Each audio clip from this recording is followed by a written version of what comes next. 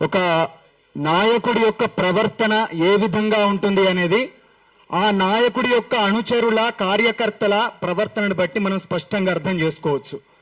ఈరోజు టీడీపీ జనసేన యొక్క official social media handles నుంచి మొదలు పెడితే సామాన్య కార్యకర్తల వరకు కూడా వాళ్ళు ఈ విషయాన్ని ఎంత దారుణంగా వ్యక్తిత్వ హననం చేసిరు ప్రొఫెసర్ నాగేశ్వర్ గారిని అనేది మనం ఈ రోజుకి ఆ పోస్టులు చూస్తే మనకు అర్థమైపోతుంది. ఈరోజు కేవలం అనుచరుల ప్రవర్తన మాత్రమే కాదు, వాళ్ళ అఫీషియల్ సోషల్ మీడియా హ్యాండిల్స్ లో లోపల పెట్టినటువంటి పోస్టుల ద్వారా వాళ్ళ యొక్క ప్రవర్తన కూడా చాలా అనుచితంగా ఉన్నదన్నటువంటి విషయాన్ని వాళ్ళకు వాళ్ళే తేటతెల్లం చేసుకున్నారు ప్రజల ముఖంగా. కాబట్టి నేను చిన్నప్పటి నుంచి చాలా సంవత్సరాల నుండి ప్రొఫెసర్ నాగేశ్వర్ గారి యొక్క విశ్లేషణను చాలా నిశ్చితంగా గమనించుకుంటూ వచ్చి చాలా నేర్చుకున్నటువంటి వ్యక్తులము. ఆయన ఏ విషయాన్నైనా చాలా సాత్వికంగా చాలా మంచి భాషణతోటి అర్థమయ్యే విధంగా చాలా లోతైనటువంటి అధ్యయనంతో ఆయన చెప్తారు. ఎవరిని నొప్పించరు. ఒక కించిత్ మాట కూడా ఆయన నోటి నుండి అనుచితంగా దొరలది. అట్లాంటి భాష లోపట ఆయన చాలా మంచి విశ్లేషణ చేస్తారు. అదే క్రమం లోపట అక్కడున్నటువంటి రాజకీయాల గురించి ఒక విశ్లేషణ కావచ్చు, ఆయనకున్నటువంటి సమాచారం మేరకు ఒక విషయాన్ని చెప్పినప్పుడు ఆయన ఒక ప్రొఫెసర్గా, ఆయన ఒక మాజీ ఎమ్మెల్సీగా ఒక రాజకీయ అభిప్రాయాన్ని రాజ్యాంగ పరిధి లోపట చాలా స్పష్టంగా సాత్వికంగా వెల్లడించినప్పుడు మీలాంటి విఘ్నత కలిగినటువంటి రాజకీయ నాయకులు ఎవరైతే ఉన్నారో వాళ్ళు దాన్ని ఒక పొలిటికల్ సజెషన్ గా తీసుకుంటే బాగుంటది. సరే, అది మీకు అనుచితంగా అనిపించినప్పుడు దాన్ని ఖండించాలి. ఖండించకుండా పవన్ కళ్యాణ్ ఏం చేసిండు? అసలు లీకేజీలు ఎవరిచ్చిర్రు? మన సొంత పార్టీ లోపట్నే మనకు ట్రైటర్స్ ఉన్నారని చెప్పి మాట్లాడిందంటే అది వాస్తవం అన్నట్టే కదా. సార్ మాట్లాడింది వాస్తవం అన్నట్టే కదా. నువ్వు ఖండించాలి కదా. అది అబద్ధం అయితే నువ్వు ఖండించలే. నువ్వు భుజాలు తడుముకున్న గుమ్మడికాయల దొంగ ఎవరని చెప్పనంటే అంటే వాస్తవానికి ఆ విషయం జరిగిందేమో మరి తెలియదు. ఒక విషయాన్ని అభిప్రాయాన్ని చెప్పినప్పుడు కేసులు పెడతారా? మరి కేసులు పెట్టినప్పుడు పవన్ కళ్యాణ్ మేము ఒక ప్రశ్న అడుగుతా ఉన్నాం. ఇష్టం వచ్చినట్టు రాళ్ళేస్తే మేము ఊకుంటామా అని చెప్పని అన్నావు కదా. నువ్వు ఎన్ని రాళ్ళేసినావు తెలుసా? ఇక్కడ గద్దరన్న మీద తూటాలు కాల్స్తే, ఇక్కడ బెల్లి లలితక్కను 18 ముక్కలు చేస్తే, మారోజు వీరన్న ప్రాణాలు తీస్తే, అనేక మంది తెలంగాణ బిడ్డలు ఆత్మార్పణ చేసుకుంటున్నటువంటి సందర్భం లోపట ఆ త్యాగాలకు విలువనీయకుండా, వాళ్ళ యొక్క ఆత్మార్పణలకు విలువనీయకుండా, కనీసం మానవత్వము జాలి అనేది లేకుండా కెమెరామెన్ గంగతో రాంబాబు అనేటటువంటి ఒక దుర్మార్గమైనటువంటి సినిమాను తీసి తెలంగాణ ఉద్యమాన్ని నువ్వు దారుణంగా అవమానించినవా లేదా పవన్ కళ్యాణ్? నేను అడుగుతా ఉన్నా. అది నువ్వు రాళ్ళేసుడు కాదా? మేము రాళ్ళిచ్చి కొట్టదలుచుకుంటే మేము కొట్టలేమా? నీ అన్నను జగిత్యాల లోపల కోడిగుడ్లతోటి తరిమి ఎందుకు కొట్టిర్రు? ఇందుకు కాదా? ఇట్లాంటి చర్యలకు కాదా? కోనసీమ కొబ్బరి చెట్లకు తెలంగాణ నాయకుల దిష్టి తగిలిందని చెప్పి తెలంగాణ మీద అక్కసు వెలగక్కినావు కదా. అప్పుడు మేము రాళ్ళు తీసుకొని కొట్టినామా ఏమన్నా? నువ్వు తీసుకొని కొట్టినావు కదా రాళ్ళు.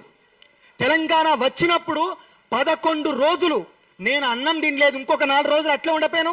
ఈ ఆంధ్రప్రదేశ్కు తెలంగాణకి దరిద్రమే ఉండకపోవు. ఇట్లాంటి మాటలు మాట్లాడితే ఇంతకంటే గడ్డి పరకలే గడ్డపారలైన పవన్ కళ్యాణ్, చంద్రబాబు మీకు చెప్తా ఉన్నాం. మేము కూడా మాట్లాడతాం. చర్యలు నేను తెలంగాణ పోలీసులు ఇక్కడ ఉంటే నేను వాళ్ళకు ఒకటే విజ్ఞప్తి చేస్తా ఉన్నాం.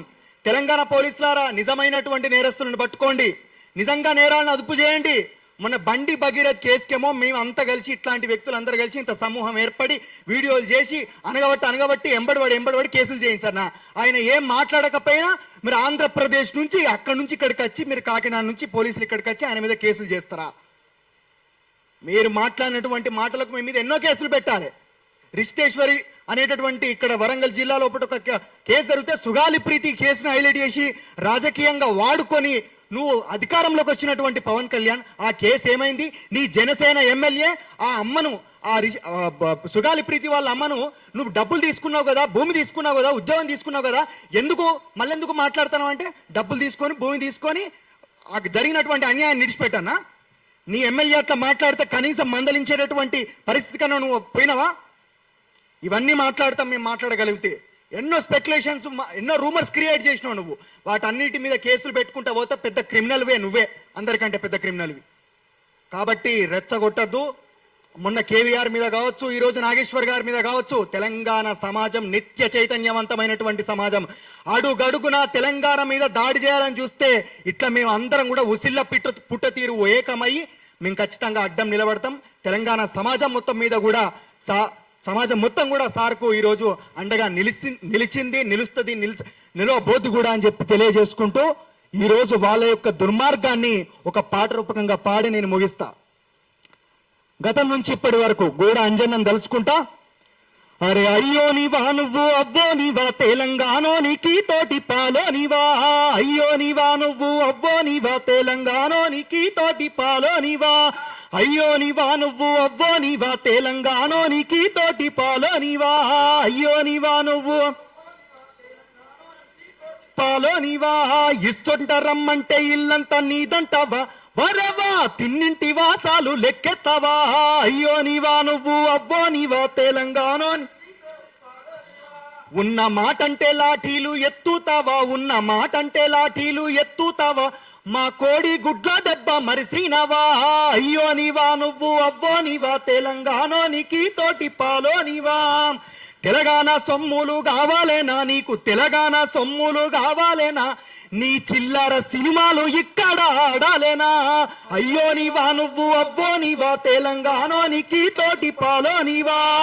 చంద్రబాబు ఇది నీకే, తెలంగాణ భూముల్ని అమ్మేస్తీరి మీరు, తెలంగాణ భూముల్ని అమ్మేస్తీరి, అర్రే తెలంగాణ అంటేనే చంపేస్తీరి, అయ్యో నీవా నువ్వు అవ్వో నీవా తెలంగాణోనికి తోటి పాలోనివా. మా బెల్లి లలితక్కను చంపేస్తీరి, మా బెల్లి లలితక్కను చంపేస్తీరి, మా రోజు వీరుని గాల్చేస్తీరి, అయ్యో నీవా నువ్వు అవ్వో నీవా తెలంగాణోనికి తోటి పాలోనివా. అరే బియ్యాల మావకే కయ్యానివి నువ్వు, బియ్యాల మావకే కయ్యానివి, తెలంగాణకు వట్టిన దయ్యానివి, అయ్యో నీవా నువ్వు అవ్వో నీవా తెలంగాణోనికి తోటి పాలోనివా. నీ బీటి మూరేవంతు కథ ముగిసేరా, నీ బీటి మూరేవంతు కథ ముగిసేరా, అంతు చూడంగా జనమంతా కదిలొస్తారు, అయ్యో నీవా నువ్వు అవ్వో నీవా తెలంగాణోనికి తోటి పాలోనివా.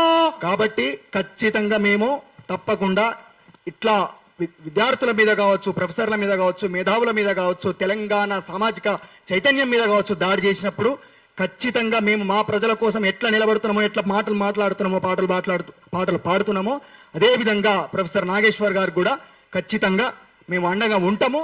మా పాటతోటి మా మాటతోటి మేము ఖచ్చితంగా మేము ఆయనకు అడ్డంగా నిలబడతామని చెప్పి తెలియజేసుకుంటూ ఈ అవకాశం ఇచ్చినటువంటి తెలంగాణ క్రాంతి దళ అధ్యక్షులు పృథ్వీరాజ్ అన్న గారికి thank you. Surya. Ego Sai